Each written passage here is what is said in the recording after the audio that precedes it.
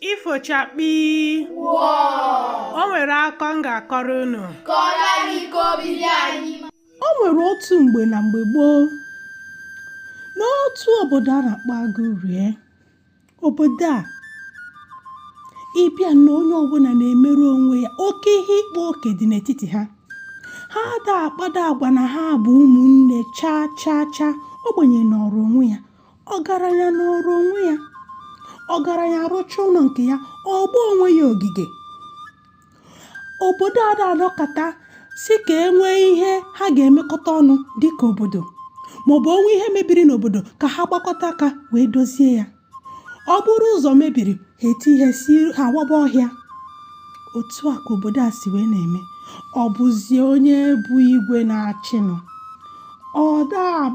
chọọsọ ihe ọ chọọ bụ ndị obodo kọchọọ ugbo, ha butere ya owu ihe ubi ya. Emegide otu ụbọchị, eze mmụọ wee bịa gwa ha na otu a ndị be anyị si ebi ndụ na ndị nna nna anyị anabataghị ya. Mana igwe achọghị ige ya ntị. O toghị aka, igwe wee dọọ ya. A zọkwara ya ndụ, zọọ ya ndụ, mana azọtaghị ya. Obodo wee kpebie na ha ga-arọpụta na onye ga-anọchi anya igwe, maka na igwe arụ adịrị ya. Oge a ka eji wee rọpụta Nze Obiora. Nze Obiora n'akụkụ nke ya bụkwa ezigbo mmadụ. O nwere obi nwanne.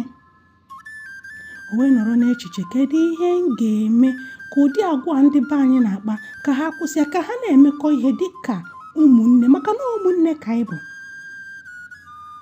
O wee mekata, ọ sị mba, na ọ ga-akpọ oku.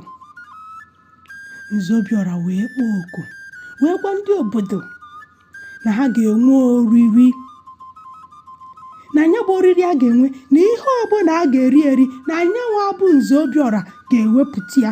Ọ bụ ji, ọ bụ nduku, ọ bụ achịcha, ọ bụ mkpụrụ osisi, ihe ọbụla a ga-eri na anyanwụ abụ Nze Obiora, ọ bụ anụ na oge weta ya.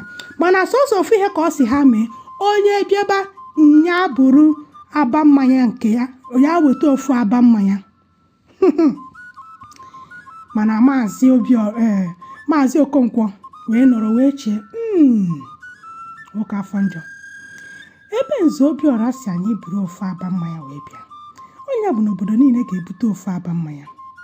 Oke, ihe mere bụ na mmụọ bụ mmiri ka m ga-ekute. Ebe ọ gwara anyị na anyị ncha ga-awụnye mmanya anyị n'udu. Ọ bụrụ na nkuru mmiri wee bịa, onye ọbụla wụnyecha mmanya n'udu, nwunye mmiri nụ, o nwere onye ga-ama nọ mmiri. Mana ihe Obiora na-amaghị bụ na ihe Nze Okonkwo na-amaghị bụ na ihe ahụ ọ na-eche na ibe ya na-echekwa ya. Ụbọchị akara aka erugo, onye ọbụla abịa n'oriri nụ dịka Nze Obiora si wee kpọọ ha.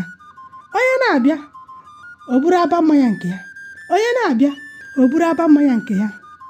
Onye bịa, ọ wụnye nke ya n'ime udu.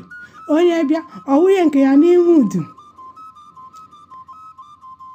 Oge eruonu, oge oriri erugokwa, ebuputere Nze Obiora nri, bụ ya mmanya.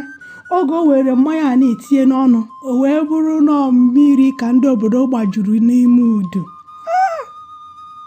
Kedu ụdị ndị bụ ihe anụ wee Nze Obiora? Maazị Nze Obiora jụrụ onwe ya, kedu ụdị afọ njọ ndị be anyị nwere? Iwe wee wee ya.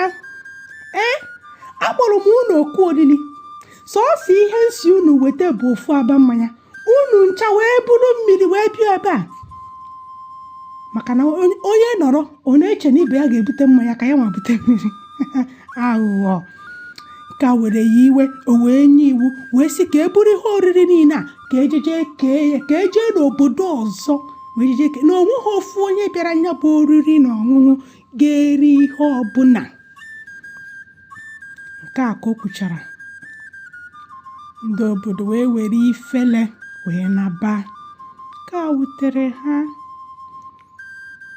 ha wee sị ọwụrụkwa na mma, mana ịma na mma kwara bụ n'ihe a na-akwa n'ikpeazụ.